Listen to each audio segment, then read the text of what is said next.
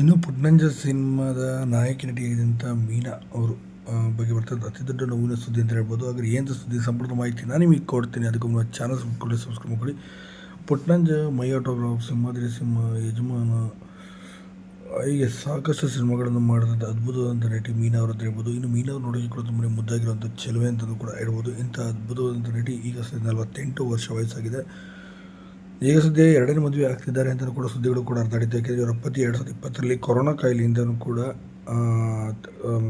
ವಿಧಿವಶರಾಗಿದ್ದರು. ಇದೇ ಕಾರಣಕ್ಕಾಗಿ ಆ ಥರ ಆಗ್ತಾರೆ ಹಾಗೆ ಅಂತ ಸುದ್ದಿಗಳು ಹರಿದಾಡಿತ್ತು. ನಟ ಧನುಷ್ ಅವ್ರ ಜೊತೆ ಮದುವೆ ಆಗ್ತಾರೆ ಅಂತಲೂ ಕೂಡ ಹರಿದಾಡಿತ್ತು.